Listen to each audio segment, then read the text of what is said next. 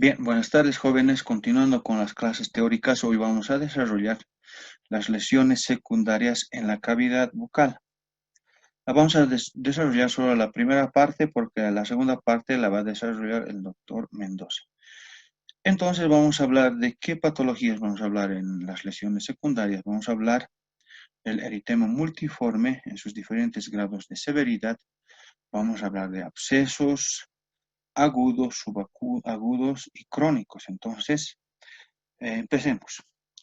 Las lesiones secundarias de la cavidad bucal van a ser lesiones que van a surgir a partir de una lesión primaria. Como ejemplo tenemos al eritema multiforme. El eritema multiforme va a ser una inflamación o un síndrome. ¿De dónde o de qué? De la piel y también de las mucosas. Va a ser de naturaleza inmunológica, puede ser agudo o crónico recurrente y se va a caracterizar por presentar máculas, ¿no es cierto? O anillos eritematosos. Estos pueden ser de bordes definidos o de bordes difusos, ¿no es cierto? Van a presentar también lesiones con característica de escarapela, denominados lesiones en diana o escarapela. También pueden presentarse como lesiones vesículo-ampollares, como se ve en la imagen o en el pabellón auricular. Puede afectar también mucosas, depende del grado de severidad, mucosas nasal, mucosa bucal, ocular. Entonces puede ubicarse en todo el cuerpo, en las extremidades, en las manos. ¿Ya? Entonces, ¿por qué causa? ¿A qué causa o por qué reacciona un organismo y va a presentar este tipo de lesiones? ¿Ya? Va a ser a causa o como resultado de la exposición a numerosos antígenos o por el contacto con algún factor causal. ¿Qué antígenos? Como por ejemplo tenemos a los virus, bacterias, sustancias químicas, agentes físicos o la administración de algún medicamento que va a entrar en contacto con nuestro organismo y nuestro organismo eh, va a producir este tipo de reacción, ¿no es cierto? Entonces, principalmente tenemos la reacción al herpes simple.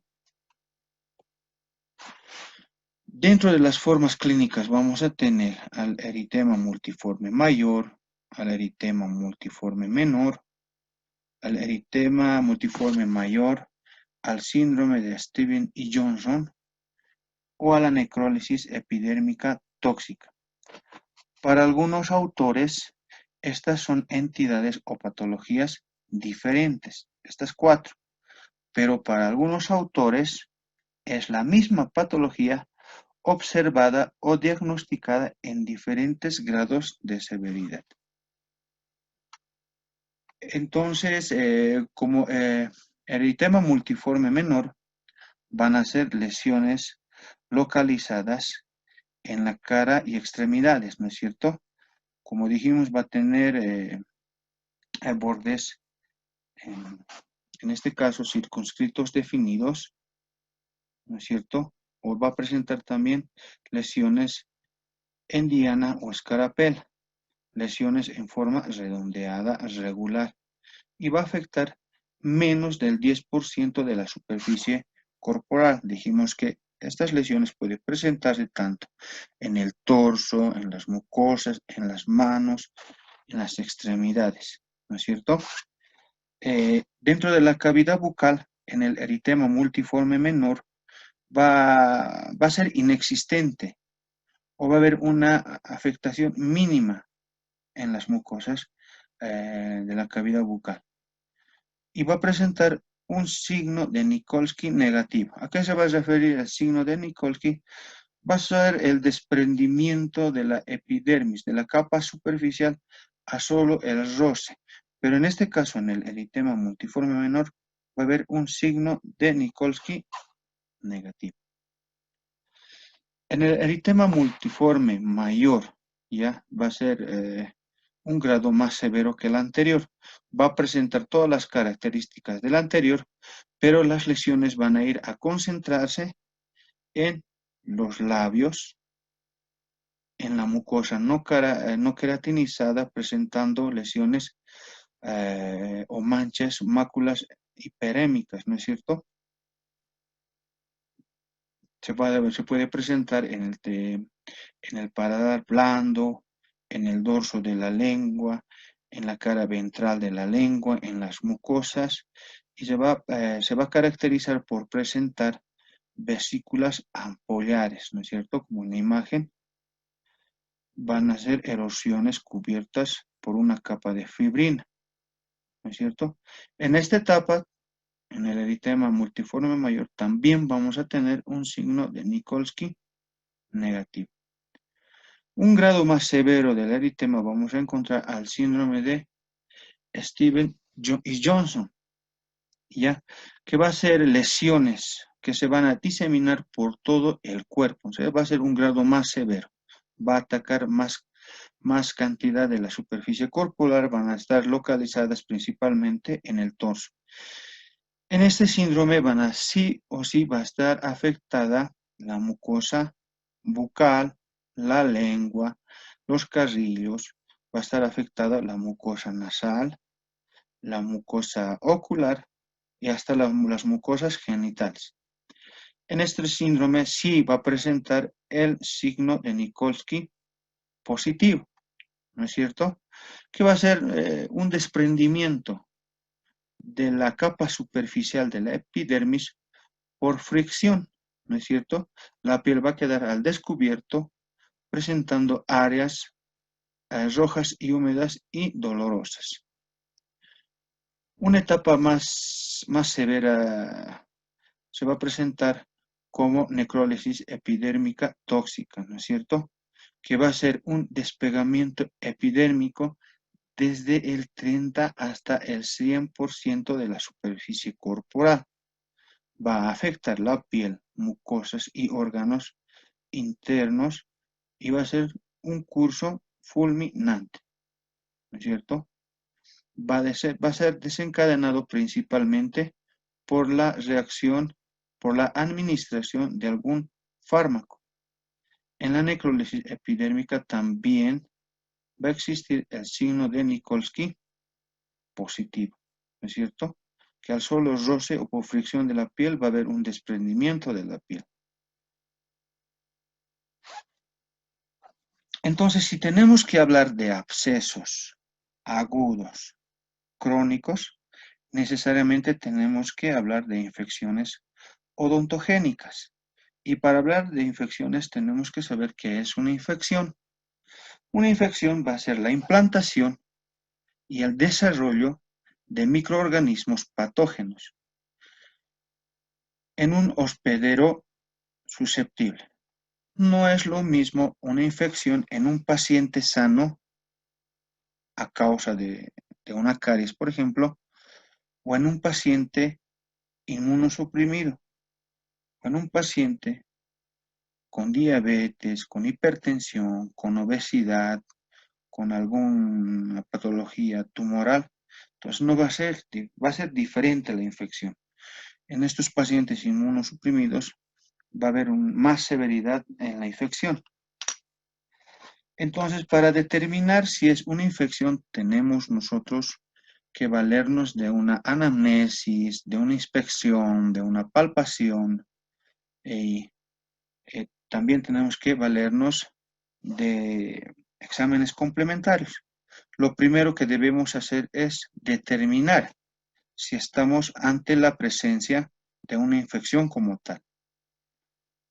Paciente refiere a aumento de volumen, también refiere a haber tomado antibióticos, pero el proceso o el aumento de volumen no ha remitido en varios meses. Entonces nosotros tenemos que tener la capacidad como profesionales o alumnos de saber si es una infección o alguna otra entidad. Entonces nosotros tenemos que valernos, como dijimos, de la anamnesis o de exámenes complementarios, palpación. Y resulta que al pedir una radiografía panorámica, resulta ser una entidad tumoral, ¿no es cierto? Entonces, con la administración de un antibiótico, este aumento de volumen nunca hubiera remitido. Entonces, tratamiento, la resección del tumor, ¿no es cierto? Entonces, ante la presencia de un aumento de volumen y si tenemos dudas si es una infección o alguna entidad tumoral, entonces nosotros no tenemos que prescribir antibióticos. Tenemos que referir o mandar con referencia al cirujano maxilofacial. Tenemos que tener la capacidad de reconocer y nos valemos de los signos y síntomas que nos van a referir los pacientes. Signos: dolor, tumor, rubor, calor, pérdida de la función como los trismos, evolución rápida, salida de secreciones y las linfoadenopatías, ¿no es cierto?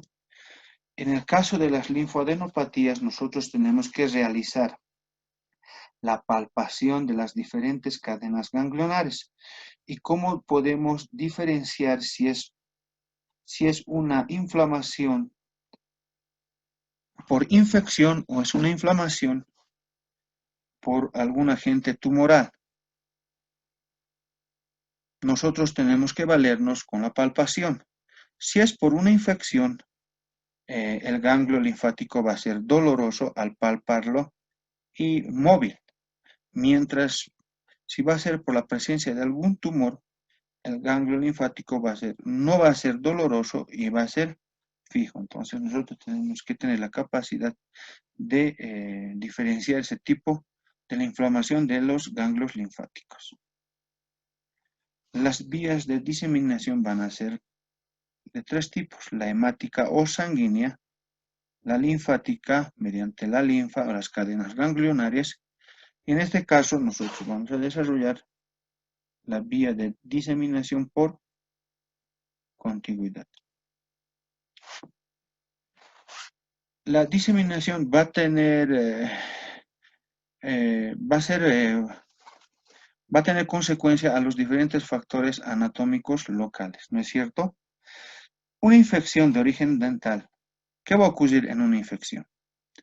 La infección o la secreción purulenta va a atravesar el hueso, como en este caso. Atraviesa el hueso, la reabsorbe y va a buscar una salida por algún lado.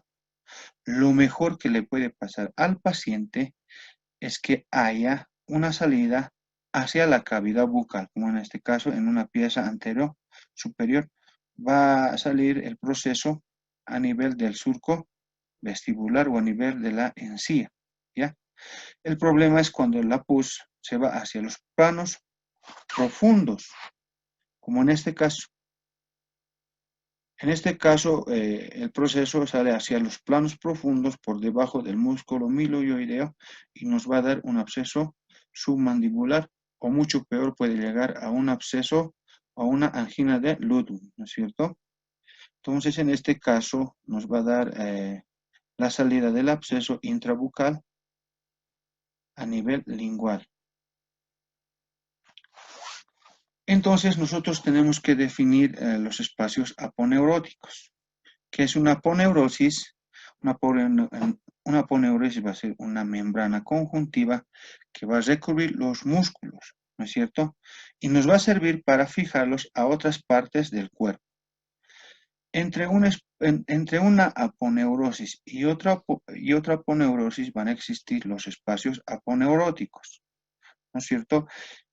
¿Y qué van a hacer los espacios aponeuróticos? Van a ser espacios virtuales, ¿no es cierto? Entre un plano y otro plano, que va a tener diferente contenido. Puede ser vasos sanguíneos, nervios, o en caso de que sean espacios verdaderos, puede contener, no sé, sangre, alguna colección purulenta.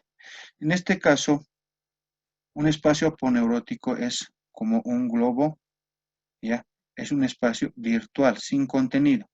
Pero cuando este globo o este espacio aponeurótico se llena de algún contenido, por ejemplo, de sangre, de algunos fluidos o, en este caso, de colección purulenta, va a ser un espacio real, ¿no es cierto? Como en este caso, estos espacios profundos aponeuróticos van a tener un contenido purulento. Entonces, a eso nos referimos como espacios aponeuróticos. La patogenia de las infecciones odontogénicas van a ser de dos tipos, de causas primarias o causas secundarias. Dentro de las causas primarias vamos a tener de origen pulpar, que la infección va a llegar a través de una caries dental que va a infectar la pieza dentaria y llegar a una infección. De causas periodontales, ¿no es cierto? Sabemos que en las bolsas periodontales va a existir un cúmulo de bacterias que van a llegar a producir una infección de origen dental, más específicamente periodontal. De causas de origen traumática, ¿no es cierto? Que a través de un trauma, una fractura de una pieza dentaria, las bacterias van a penetrar en la pulpa dentaria, van a hacer necrosis y van a producir un absceso de origen dentario, de origen iatrogénico. En este caso tenemos esta imagen, el profesional no le dio la anatomía, hay una sobre-restauración o sobre-obturación de la pieza dentaria, donde por microfiltración, a falta del pulido o microfiltración, va a haber la presencia y penetración de bacterias hacia la cavidad bucal y nos puede producir infecciones odontogénicas. Y la de origen por vía retrógrada o anacoresis, que no va a ser la infección a causa de una penetración por una caries, por una fractura, o no va a ser a causa de una bolsa periodontal, sino que la propagación o la infección de las bacterias hacia la cavidad pulpar va a ser por vía sanguínea. Sabemos que por el ápice penetran vasos y nervios, entonces las bacterias pueden penetrar a la pulpa dentaria a través del ápice. A esto se denomina infección por anacoresis, ¿no es cierto? Entonces nosotros tenemos que saber diferenciar entre un absceso, que va a ser crónico, una celulitis, que va a ser agudo, o un flemón. Ahí tenemos las imágenes de un absceso, una celulitis o un flemón. Dentro de las etapas clínicas vamos a tener el periodo de inoculación o contaminación, que va a ser un periodo corto, de 1 a 3 días. Es cuando las bacterias se implantan, ¿no es cierto? El periodo clínico, que puede ser de 3 hasta 2 meses, dependiendo, y le vamos a dar el diagnóstico en alguna de esta etapa clínica. Podemos dar el diagnóstico de absceso periapical, absceso subperióstico, celulitis o flemón. Y el periodo 3 va a ser el de resolución, el cual significa en cuanto nosotros le damos el tratamiento correspondiente, ya sea con algún tratamiento de conducto, ya sea con la eliminación de la causa o realizar alguna cirugía. Entonces nosotros sabemos la clínica de la patología pulpar. Sabemos que empieza por una pieza sana, ¿no es cierto? Pulpitis sin ninguna patología. Hiperemia pulpar, pulpitis reversible, pulpitis irreversible, necrosis pulpar, y ahí nosotros entramos con el tema, ¿no es cierto?, de los abscesos de origen dentario. En este caso, absceso periapical. ¿Cómo la vamos a ver? ¿Cómo la vamos a ver a esta pieza? Puede haber cambios de coloración. Clínicamente va a haber una lesión cariosa profunda, comunicante, vitalidad negativa de la pulpa. En la radiografía, ¿qué vamos a observar? Vamos a observar un ensanchamiento del espacio periodontal, pérdida de la definición de la lámina dura. Y en lo que se refiere a la clínica, el paciente nos va a referir un dolor agudo pulsátil al morder o cuando realizamos la percusión. también nos va a referir el paciente que siente el diente por sobreoclusión o un diente alargado, ¿no es cierto? Entonces pasamos a la siguiente etapa. ¿Qué pasa después de un absceso? Esta ya se va a pasar a la siguiente etapa que va a ser la celulitis, ¿no es cierto? En la celulitis, ¿qué va a pasar? El paciente va a acudir a la presencia con un aumento de volumen. En esta etapa es generalmente cuando el paciente acude a la consulta. ¿Por qué? Porque se mira al espejo y se asusta por el grado de inflamación.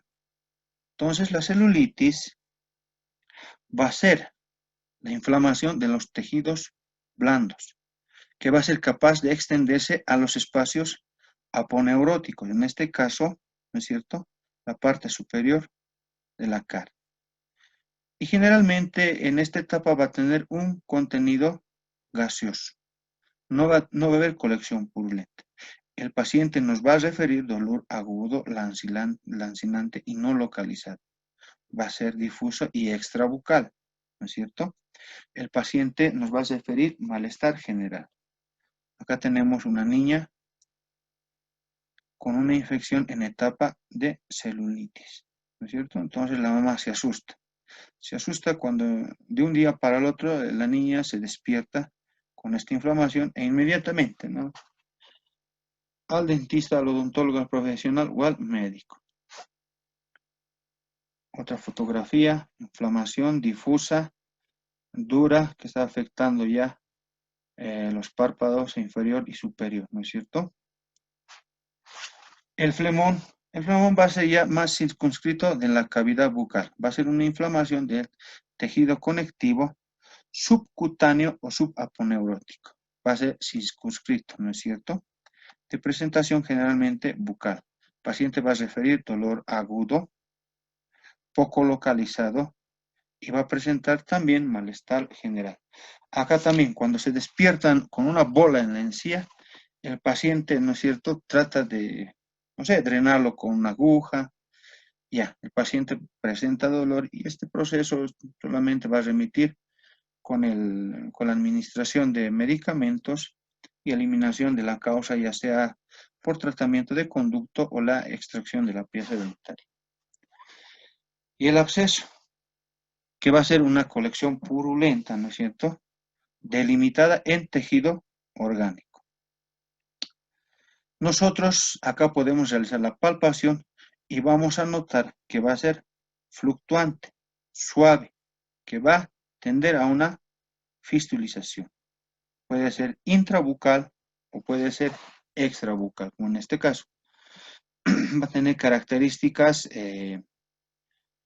bien característico va a ser este tipo de abscesos como si fuera un tomate podrido, brillante, rojizo, ¿no es cierto? Entonces tenemos que hacer una diferenciación entre una celulitis y un absceso. La duración en la celulitis de 3 a 5 días y en un absceso puede ser mayor de 5 días hasta un mes o 2 meses. El dolor en una celulitis va a ser severo, mientras en un absceso va a ser moderado. En una celulitis el tamaño va a ser largo, difuso, mientras en un absceso pequeño, concentrado. La localización va a ser difusa, en un absceso localizado. Ante la palpación, nosotros cuando realizamos la palpación va a ser firme, ¿no es cierto?, extenso, difuso, doloroso, mientras en un absceso va a ser fluctuante. En la apariencia, en la celulitis va a tener un color rojizo, mientras en un absceso va a tener un intenso rojo y periféricamente rojo. En la calidad va a ser, en la piel, va a ser espeso y en un absceso brillante. Entonces, ¿qué nos va a referir el paciente de un absceso? Doctor, me duele, hay un dolor profundo, continuo, pero va a ser más soportable que una celulitis, va a haber menos dolor. Va a haber una piel roja y brillante, ¿no es cierto? Una colección purulenta, con uno o varios puntos de fistulización o salida de pus. Ahí tenemos una paciente que no era necesario, ¿no es cierto?, que le hagan incisión porque la fístula ya ha reventado la pus en este caso. Entonces, ¿de qué nos tenemos que valer? Nosotros tenemos que valernos de la historia clínica, principalmente de la anamnesis, de la palpación, inspección, de exámenes complementarios. Entonces, cuando un paciente viene, por ejemplo, con la carita hinchada, tenemos que preguntar el origen y el tiempo de evolución. ¿Por qué cree que se ha causado esto? Hay una pieza que le duele, ¿ya? Y de ayer hasta hoy, o desde cuándo lo tiene esta inflamación. El paciente puede referir, ayer no tenía nada y esta mañana me he levantado con la cara hinchada. O también te puede referir el paciente, hace 2 semanas que me tomo medicamentos y no pasa esta inflamación. Entonces tenemos que determinar antecedentes.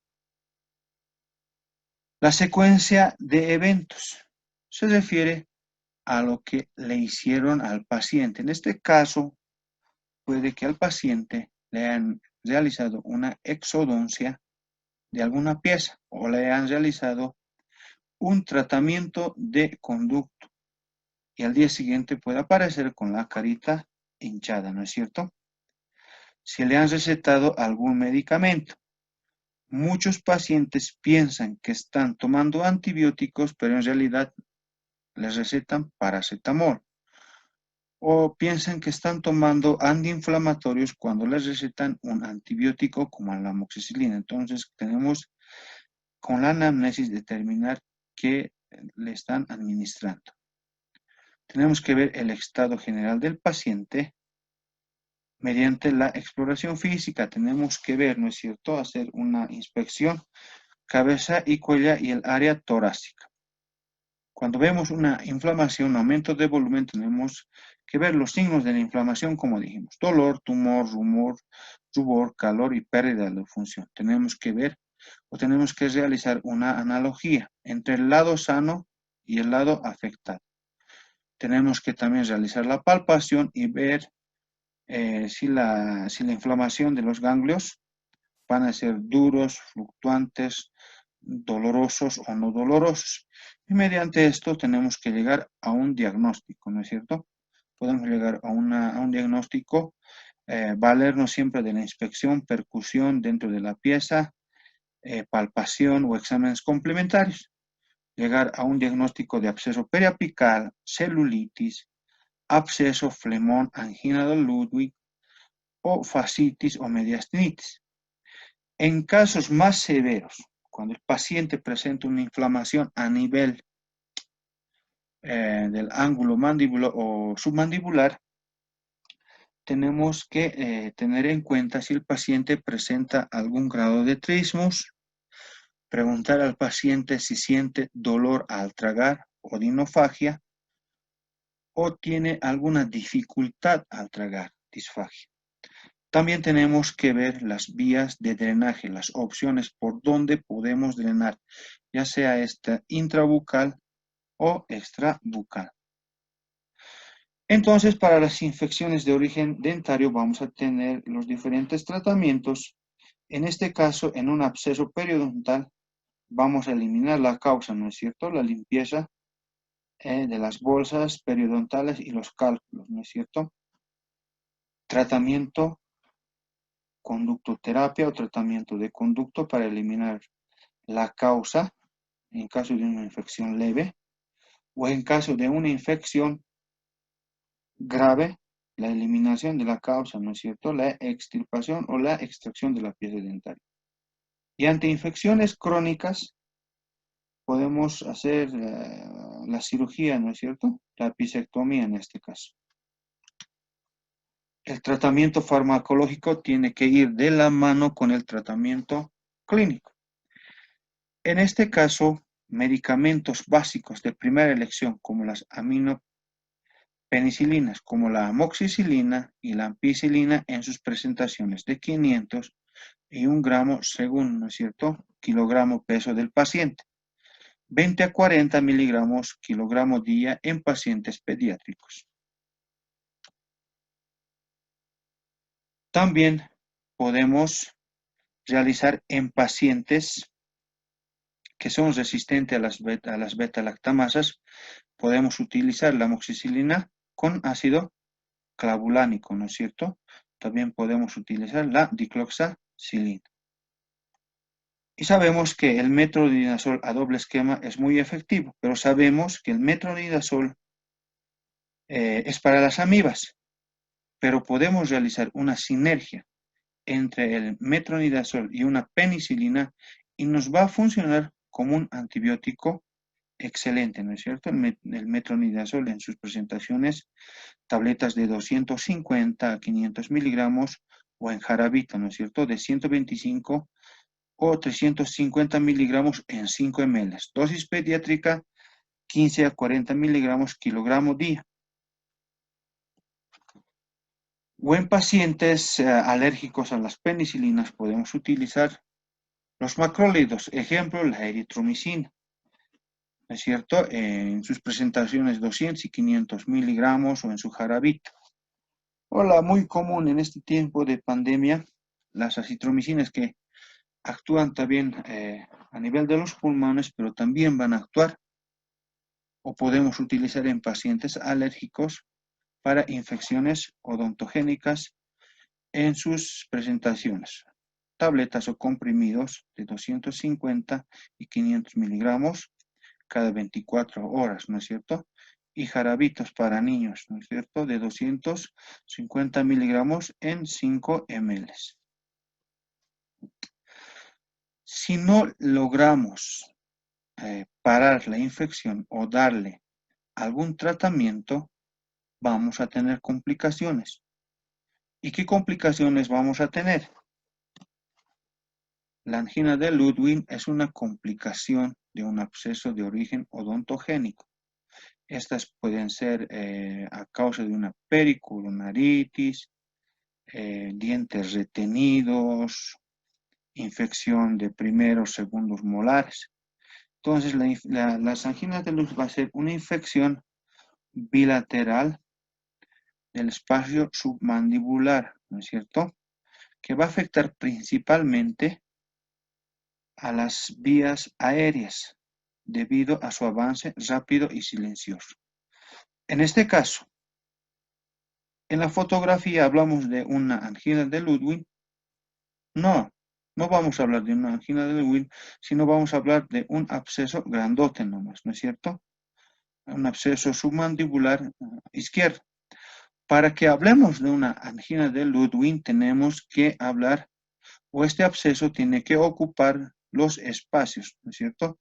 Los dos espacios submandibulares, sublinguales y el espacio mentoniano. Entonces, para hablar de una angina de Ludwig, tiene que ocupar esos 5 espacios.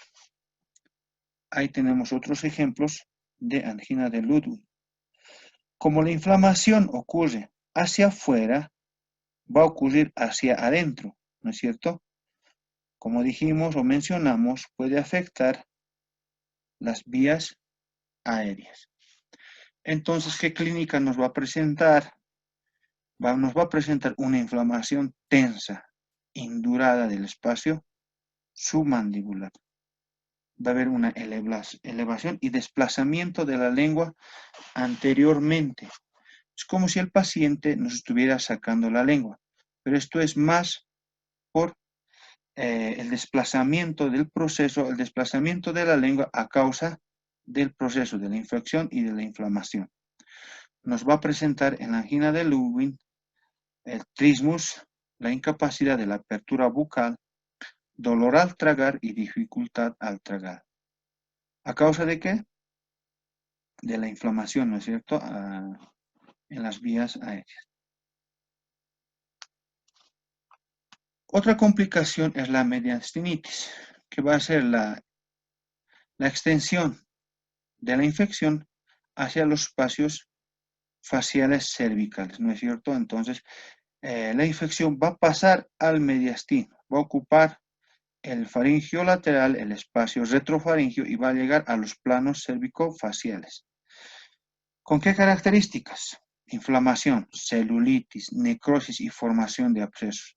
¿Qué va a referir el paciente? Nos va a referir dolor, ¿no es cierto? Dificultad para respirar o disnea, una tos productiva. Entonces, el índice de mortalidad en las mediastinitis va a ser del 67%. No logramos referir al paciente, entonces va a llegar a un grado mucho más severo que es la fascitis necrotizante.